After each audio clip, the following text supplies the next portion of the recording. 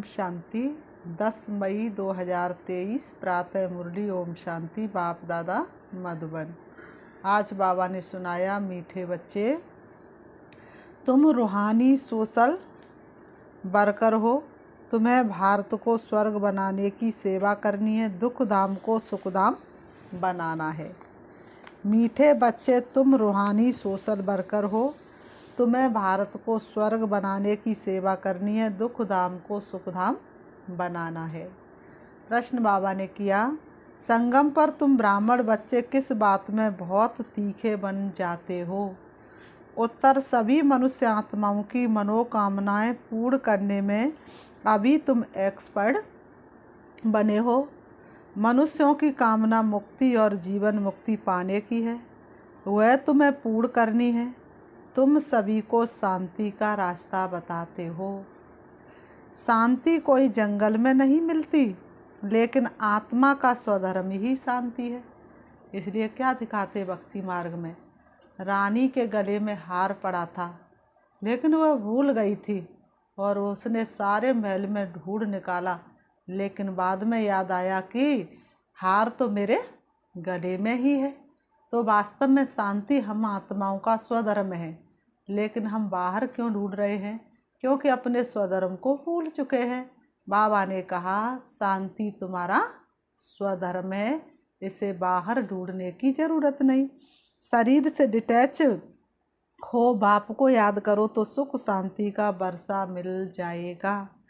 गीत है, ओ मुखड़ा देख ले प्राणी जरा दर्पण में, और देख ले कितना पुण्य है कितना पाप तेरे जीवन में, देख ले दर्पण में। ओम शांति। बेहद का बाप अपने सिकीलते बच्चों को समझा रहे हैं, जिन बच्चों ने बाप को जाना है और बाप की शरण में आए हैं। कहते हैं, प्रभु तेरी शरण आए, शरण मिले तब जब कि बाप आए और बच्चे को समझाए। तब तो शरण मिले, बाप आए और बच्चों को समझाए। इसलिए कहते शरण पड़ी मैं तेरी। लेकिन वास्तव में कोई शरण पड़ता नहीं है, गाने तक सीमित हैं। लेकिन जब बाप आते तब तुम बच्चों को सच्ची शरण मिलती है। भगत भगवान की शरण में आते, क्योंकि यहाँ सभी दुखी हैं। भारत दुखधाम है, एक दो को दुख देते रहते हैं। बाप ने समझाया, ये है तुम्हारी हंस मंडली। इस हंस मंडली पर एक ताज है तुम्हारा, सबको बनाना पावन। ये सबको पावन बनाने का कर्तव्य है तुम्हारा। यहाँ पावन बच्चों बगैर कोई भी आ नहीं सकता। बाप समझाते, बच्चे, पावन भारत को ही सुखधाम कहा जाता और कोई खंड को सुखधाम नहीं कहेंगे।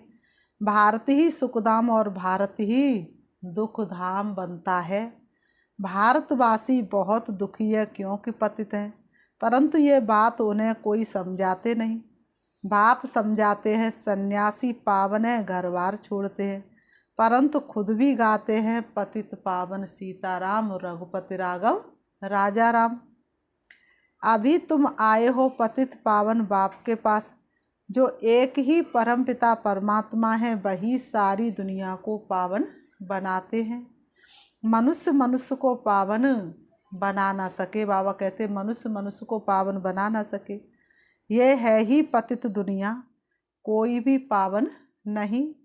कहते भी ये है परमपिता परमात्मा, फिर कह देते ईश्वर सर्वव्यापी है। एक तरफ कहेंगे हे परमपिता परमात्मा और फिर कह देते ईश्वर सर्वव्यापी है। शिवोहम तत्वम, सब बेचारे बाप को भूले हुए हैं। जैसे मनुष्य शराब पीते तो भले हुआ देवाला मारा हुआ हो तो भी शराब से एकदम नशा चढ़ जाता है, राजा को भी गाली देने लग जाते हैं। तो बाबा ने कहा, वैसे ही मनुष्य को ये पता नहीं पड़ता कि ये बेकार ही पतित बनाते हैं। काम क्रोध मद लोभ मोह कहे नरक के द्वार, ये 5 विकार ही तो नरक का द्वार है। तब तो सन्यासी भी पावन बनने के लिए घरवार छोड़ते हैं, परंतु वह है निवृत्ति मार्ग। यहाँ तो बाप आए हैं, जो आधा कल्प से दुखी है वह आकर शरण लेते हैं। आधा कल्प से जिन्होंने भगवान को पुकारा वही आकर शरण लेते हैं। दुखी करने वाली है माया, 5 विकारों के महारोगी है। मनुष्य को रावण ने बिल्कुल असुर बनाया है। जब बिल्कुल दुखधाम बन जाता तब फिर बाप आकर सुखधाम स्थापन करते हैं। तुम हो रूहानी सोशल वर्कर, तुमसे बाप सेवा कराते कि बच्चे तुम इस भारत को स्वर्ग बनाओ। सारा मदार किस पर है? योग पर है। सारा मदार योग पर है। योग होगा तो जन्म जन्मांतर के विक्रम विनाश होंगे। योग में कोई 7 रोज अच्छी रीति रहे तो कमाल हो जाए, ऐसे कोई योग में मुश्किल टिक सकेंगे। घर याद आएगा, मन भागता रहेगा। वैसे कोई वस्तु याद नहीं आएगी। जैसे ही बाबा को याद करने बैठेंगे वैसे ही सारी दुनिया की बातें याद आएंगी। बाबा ने कहा 7 रोज मशहूर है। गीता भागवत ग्रंथ का पाठ भी 7 रोज रखते हैं। ये रस्म रिवाज इस संगम युग की है। 7 रोज भट्टी में रहना पड़े, किसकी भी याद ना आए। बाबा का 7 दिन भट्टी में रहना पड़े, किसकी भी याद ना आए। एक बाप के साथ योग लगा रहे, 7 रोज इस एक रस अवस्था में रहना ये बड़ा मुश्किल है। तुम बच्चों के यादगार भी यहाँ ही है। बाबा कहते तुम बच्चों के यादगार भी यहाँ ही है। बाबा ने कहा तुम अभी झाड़ के नीचे बैठकर राजयोग की तपस्या करते हो। बाबा ने कहा जगत अम्बा भी है तो तुम बच्चे भी हो। तुम हो सभी मनुष्यों की सर्व मनोकामनाएं स्वर्ग में पूरी करने वाले। स्वर्ग में कोई कामना नहीं होती क्योंकि वहाँ पर सब कुछ भरपूर होता है।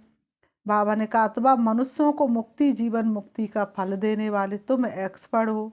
दुनिया में कोई नहीं जानते कि मुक्ति जीवन मुक्ति किसको कहा जाता है। बाबा ने कहा दुनिया में कोई नहीं जानते कि मुक्ति जीवन मुक्ति किसको कहा जाता है। बाबा कहते पतित दुनिया में कौन पावन बना सकते हैं। सन्यासी लोग शांति के लिए घरबार छोड़ते हैं, जंगल में जाते परंतु शांति तो मिल नहीं सकती। आत्मा का स्वधर्म है शांति और मनुष्य बाहर ढूंढते हैं। बाबा ने कहा आत्मा का स्वधर्म क्या है? शांति, और शांति को ही मनुष्य बाहर ढूंढते हैं, मिलेगी कहाँ से। इसलिए एक बार एक व्यक्ति मार्केट में जाता है, एक दुकान पर लिखा हुआ होता है यहाँ सब कुछ मिलता है, तो वह समझ लेता है कि आज तो मेरी सारी मनोकामनाएं पूरी हो गई। वह दुकानदार के पास जाता है, अपनी पॉकेट से 1000 रुपये निकालता और कहता है 1 किलो सुख और 1 किलो शांति दे दो। उसने कहा सब कुछ मिलता है लेकिन सुख शांति पैसे से नहीं खरीदी जा सकती है।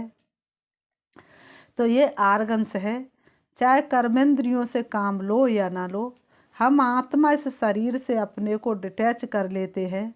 जैसे रात को आत्मा डिटैच हो जाती है ना, सब कुछ भूल जाती है, उसको फिर नींद कहेंगे। यहाँ सिर्फ शांति में तुम बैठते हो। आत्मा कहती है मैं कर्मेंद्रियों से काम कर थक गई हूँ। अच्छा अपने को शरीर से डिटैच कर लो। ये आर्गन्स है कर्म करने के लिए, ये नॉलेज बाप ही देते हैं।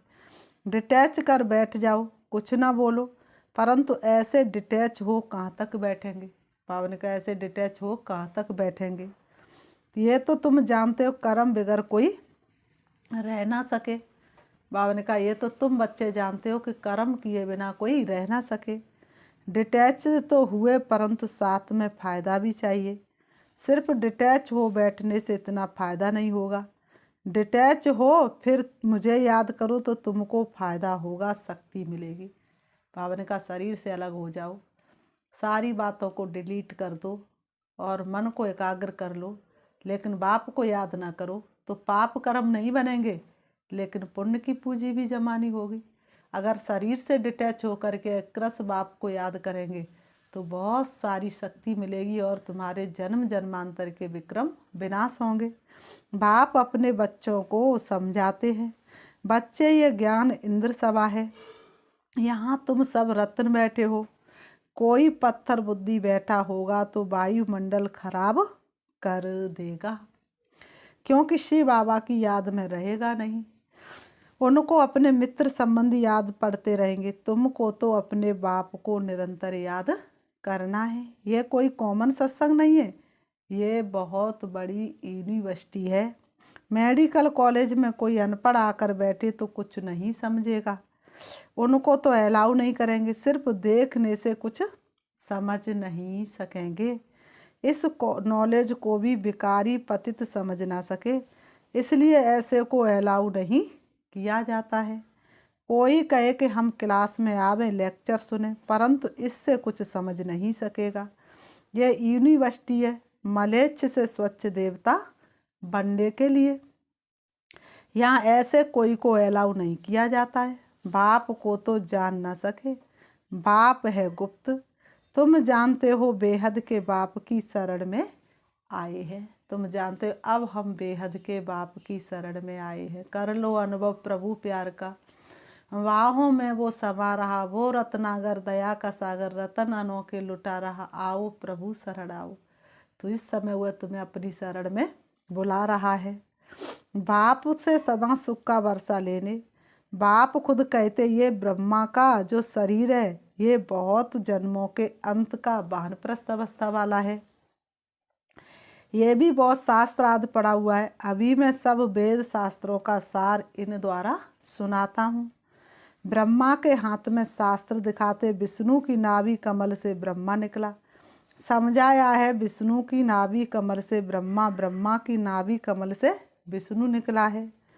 ब्रह्मा सरस्वती दोनों कैसे नारायण लक्ष्मी बनते हैं। फिर 84 जन्म पूरा कर अंत में ब्रह्मा सरस्वती बनते हैं। उन्होंने फिर गांधी की नाभि कमल से नेहरू को दिखाया है। अभी यहाँ तो क्षीर सागर है नहीं। बाबा ने कहा यहाँ तो कलयुग में क्षीर सागर है नहीं, ये है विषय सागर। क्षीर सागर सतयुग में दिखाते हैं। क्षीर सागर कहाँ दिखाते हैं? सतयुग में दिखाते हैं। तुम बच्चे जानते हो आधा कल्प से माया ने दुखी बनाया है। भारत जितना दुखी और कोई नहीं है, भारत जितना सुखी भी और कोई हो नहीं सकता। बाप कहते देवी देवता धर्म तो प्राया लोप होना ही है, तब तो मैं आकर फिर से नया धर्म स्थापन करूं। बरोबर अब स्थापना हो रहा है, अभी सतयुग की स्थापना का कार्य चल रहा है। तुम्हें शामिल होना है तो हो जाओ, भगवान का कार्य इस समय चल रहा है। तुम बच्चे आकर बाप से वर्षा ले रहे हो। जानते हो स्वर्ग में कौन राज्य करते हैं? बचपन में राधे कृष्ण, वही फिर लक्ष्मी नारायण बनते हैं। अब तो बाप आया हुआ है, भिन्न नाम रूप से लक्ष्मी नारायण पढ़ते हैं। श्री कृष्ण का सावरा रूप यहाँ बैठा है, बाप इसको उस पार ले जाते हैं। शास्त्रों में दिखाते श्री कृष्ण को टोकरी में उस पार ले गए। जमुना जी बहुत तेज चढ़ी थी और श्री कृष्ण को टोकरी में रख कर के उस पार ले गए, तो जमुना जी भी किनारे हो गई। 5 फनों वाला नाग ने भी क्या कर लिया? छाया कर ली। वास्तव में इसी समय का गायन है। सतयुग में ऐसी कोई बातें होती नहीं। इस समय 5 तत्व प्रकृति के जो तमो प्रधान है वह भी तुम्हारे साथी सहयोगी बन जाते हैं। अब शिव बाबा आया हुआ, तुम बच्चों को आंखों पर बिठाकर स्वर्ग का मालिक बनाते हैं। सारी वंशावली को पढ़ाकर बाप ले जाते हैं कंसपुरी से कृष्णपुरी में। एक की तो बात नहीं, एक को ले जाकर के क्या करेंगे? एक से थोड़ी ना सतयुग हो जाएगा। तुम सभी सतयुग के मालिक बनते हो। रावणपुरी से तुम सबको निकाल नैनों पर बिठाकर सुखधाम ले जाता हूँ। मैं तुम बच्चों को स्वर्ग तक पहुँचाने आया हूँ। फिर इस पुरानी दुनिया का विनाश हो जाएगा। इसीलिए कहते 1 लाख पुत्र 1.25 लाख नाती, ता रावण घर दिया न बाती। इस दुनिया में राम का एक भी नहीं और राम की दुनिया में रावण का एक भी नहीं। लड़ाई की बात भी शास्त्रों में है, परंतु समझते कुछ भी नहीं। ये दादा भी बहुत शास्त्र पढ़ा हुआ था, चलते राह फंसा ब्राह्मण था, शिव ने इनमें प्रवेश किया, तो ये दादा भी बहुत शास्त्र पढ़ा हुआ था। अब बाबा कहते इन सब को छोड़ मामे कम याद करो, मैं सबका सदगुरु हूँ। कंसपुरी कलयुग को और कृष्णपुरी, बाबा ने कहा कंसपुरी कलयुग को, कृष्णपुरी सतयुग को कहा जाता है। अब तुमको रावणपुरी से रामपुरी व कृष्णपुरी में ले चलता हूँ। चलेंगे सुखधाम कृष्णपुरी में? बाबा पूछ रहे बच्चे तुम चलेंगे सुखधाम कृष्णपुरी में कि यही दुनिया अच्छी लगती है? ये तुमने बताया हुआ खेल पूरा, जगत का ये नाटक रहा ना अधूरा। ये जगत का नाटक अब अधूरा नहीं रहा है। तो गाते हैं ना, भजो राधे गोविंद सकीरी चलो वृंदावन में। ये हुआ भक्ति मार्ग। अभी तुम राधे गोविंद फिर से बन रहे हो। अभी तुम्हारा दोनों ताज नहीं रहा है, न लाइट का न राजाई का। पवित्र को ही लाइट का ताज देते हैं। लक्ष्मी नारायण तो हैं ही सदा पवित्र, उनको कभी संन्यास नहीं करना पड़ता। इसलिए कहते सुख में दुख में सुमिरन सब करे, सुख में करे ना कोई।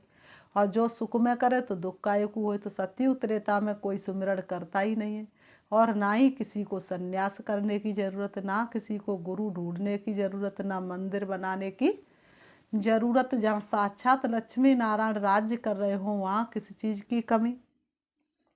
सन्यासी जन्म लेकर फिर घर बार छोड़ते पवित्र बनने के लिए। तुम्हारा 21 जन्मों के लिए ये एक जन्म का सन्यास होता है। वह कोई 21 जन्म पवित्र नहीं होते हैं। वह पहले तो भिखारियों के पास जन्म ले पतित बन जाते, फिर पवित्र बनने के लिए घर बार छोड़ते हैं। वह है रजोगुणी सन्यास। बाप कहते मैं नॉलेजफुल हूँ, नॉलेजफुल बिल्सफुल मेरे में ही फुल नॉलेज है। बाबा कहते मैं नॉलेजफुल हूँ, बिल्सफुल हूँ, मेरे में ही फुल नॉलेज है। सूक्ष्म वतन, मूल वतन, स्थूल वतन और सृष्टि के आदि मध्य अंत की फुल नॉलेज तुम बच्चों को देता हूँ, जिससे तुम फुल बनते हो। देवी देवताएं हैं ही फुल, तुम बच्चे बाप की गोद में आए हो। जानते हो हम श्रीमत पर चल फिर से राज्य भाग लेते हैं। ये हार जीत का खेल है, ये सृष्टि रंग मंच है, और इसमें हर आत्मा का पार्ट प्ले हो रहा है। ये हार जीत का खेल है। माया से हारे हार है, माया से जीते जीत है। तुम सर्वशक्तिवान बाप से योग लगाकर शक्ति ले माया पर विजय पाते हो। समझते हो हमारा 84 जन्मों का ड्रामा अब पूरा होता है। हम फिर से राज्य भाग लेते हैं। लक्ष्मी नारायण को क्षीर सागर में दिखाते हैं। ये है विषय सागर। राधे कृष्ण तो छोटे बच्चे थे, श्री कृष्ण को बहुत प्यार से झूले में झुलाते हैं। समझते हुए स्वर्ग का राजकुमार है। श्री कृष्ण को 16 कला कहा जाता है, राम को 14 कला कहा जाता है। वही श्री कृष्ण फिर 16 कला से 14 कला बनते हैं। पुनर्जन्म तो लेना पड़े ना। बाबा ने समझाया है पूरे 84 जन्म तो सब नहीं लेते होंगे, और धर्म वाले 84 जन्म नहीं लेंगे। समझने की बातें हैं। फादर से वर्षा जरूर मिलना चाहिए, वह है स्वर्ग का रचयिता, तो जरूर स्वर्ग का मालिक ही बनाएंगे। वह फादर परम धाम में रहते हैं, हम भी वहाँ से आते हैं। वह फादर कहाँ रहते? परम धाम में। हम भी परम धाम से ही आते हैं पाठ बजाने। बाबा को अच्छी रीति याद करना है, याद से शांति मिलेगी। मनुष्य तो कहते परमात्मा से योग कैसे लगाएं, मूंझ पड़ते हैं, क्योंकि परमात्मा का यथार्थ परिचय उनके पास है नहीं, इसलिए मूंझ पड़ते हैं। तुमको तो सब समझ मिली है। बाप आते ही दुखधाम और सुखधाम के संगम पर। कलयुग अंत है दुखधाम, सतयुग आदि है सुखधाम। दुखधाम को बदल बाबा ने कहा दुखधाम को बदल सुखधाम में बाप ही बिठाएंगे। इतनी ही समझ की बात है। ये पढ़ाई पवित्रता के बगैर कोई पढ़ ना सके। बाबा ने कहा ये पढ़ाई पवित्रता के बगैर कोई पढ़ ना सके, इसलिए यहाँ पतित को नहीं बिठाया जाता है। समझाना है तुम आधा कल्प के महारोगी हो। पवित्रता समाप्त हुई तो सुख शांति भी समाप्त हो जाती है। माया ने महारोगी बनाया है, और किसी ने नहीं। ये 5 विकार ही तो नरक का द्वार है, इसलिए पहले भट्टी में रखा जाता है। तुम बच्चे हर एक के ऑक्यूपेशन को जान गए हो। शिव के मंदिर में जाएंगे तो समझ जाएंगे। ये बाबा गति सदगति दाता है। सबसे बड़ा तीर्थ भी भारत है, परंतु गीता में श्री कृष्ण का नाम डाल दिया है, शिव बाबा का नाम गुम कर दिया है। शिव बाबा ही आकर सबको दुख से छुड़ाते हैं। बाकी पानी की गंगा तो पतित पावनी है नहीं, वह तो पहाड़ों से निकली है, उसको पतित पावनी कैसे कहेंगे। इसको अंधश्रद्धा कहा जाता है। मनुष्य क्या क्या करते रहते हैं, गाते हैं मनुष्य जैसा दुर्लभ जन्म नहीं। सो दुर्लभ जन्म तुम्हारा अभी का है। वैसे तो मनुष्य का जन्म मनुष्य में ही होता है, लेकिन जिस तन के द्वारा हम भगवान को पहचानते उसको ही दुर्लभ जन्म कहा जाता है। जबकि बाप आया हुआ ये तुम्हारा अमूल्य जन्म है। तुम पवित्र वन भारत को स्वर्ग बना देते हो, इसलिए शिव शक्ति भारत माता गाई हुई है। तुम जानते बाबा पवित्रता की मदद से भारत तो क्या सारी दुनिया को पवित्र बनाते हैं। जो जो पवित्रता की अंगुली देते हैं, मन मनाभव रहते हैं, वही मददगार है। इसका अर्थ भी तुम समझते हो, ये दादा भी नहीं समझते थे। इनके बहुत गुरु किए हुए हैं, शास्त्र पढ़े हुए हैं। तब बाबा कहते हैं माम एकम याद करो, मैं ही तुम्हारा सब कुछ हूँ। सर्व संबंध बाप से जोड़ लो। बाबा कहते मैं ही तुम्हारा सब कुछ हूँ, गति सदगति दाता हूँ। मनुष्य तो पतित है, अब तुम आए हो शिव बाबा के पास ब्रह्मा द्वारा वर्षा लेने। इस निश्चय बगैर कोई आ ना सके। बाबा ने कहा इस निश्चय बगैर कोई आ ना सके, आकर और ही अशांति फैला देंगे। तुम भारत को सुप्रीम शांति में ले जाते हो। यह है स्थापना का कार्य जो मनुष्य कर ना सके। तुम भी शिव बाबा की मदद से कर रहे हो। तुमको भी प्राइज क्या मिलती है, स्वर्ग के मालिक बनते हो। ऐसे बाबा के बनते भी फिर निश्चय बुद्धि नहीं है तो माया एकदम हप कर लेती है। फिर बाबा ने कहा अच्छा मीठे मीठे सिकीलते बच्चों प्रति माता पिता बाप दादा का याद प्यार और गुड मॉर्निंग। रूहानी बाप की रूहानी बच्चों को नमस्ते। हम रूहानी बच्चों की रूहानी बाप दादा को याद प्यार और नमस्ते नमस्ते नमस्ते। धारणा के लिए मुख्य सार आज की मुरली का बाबा ने सार बताया। नंबर 1, इस एक जन्म में पुरानी दुनिया से संन्यास कर बाप का मददगार बनना है, पवित्रता की अंगुली देनी है और मन मनाभव रहना है। नंबर 2, भारत को सुप्रीम शांति में ले जाने की सेवा करनी है। इस शरीर से डिटैच हो बाप की याद में रहकर शक्ति लेनी है, शांति का दान देना है। वरदान, तीनों कालों तीनों लोकों की नॉलेज को धारण कर बुद्धिमान बनने वाले विघ्न विनाशक भव। तीनों कालों तीनों लोकों की नॉलेज को धारण कर बुद्धिमान बनने वाले विघ्न विनाशक भव। स्पष्टीकरण है, जो तीनों कालों और तीनों लोकों के नॉलेजफुल है उन्हें ही बुद्धिमान अर्थात गणेश कहा जाता है। गणेश अर्थात विघ्न विनाशक, वह किसी भी परिस्थिति में विघ्न रूप नहीं बन सकते। यदि कोई विघ्न रूप बने भी तो आप विघ्न विनाशक बन जाओ, इससे विघ्न खत्म हो जाएंगे। विघ्न विनाशक आत्माएं वातावरण वायुमंडल को भी परिवर्तन कर देती है, उसका वर्णन नहीं करती। स्लोगन, अपनी चलन और चेहरे से सत्यता की सभ्यता का अनुभव कराना ही श्रेष्ठता है।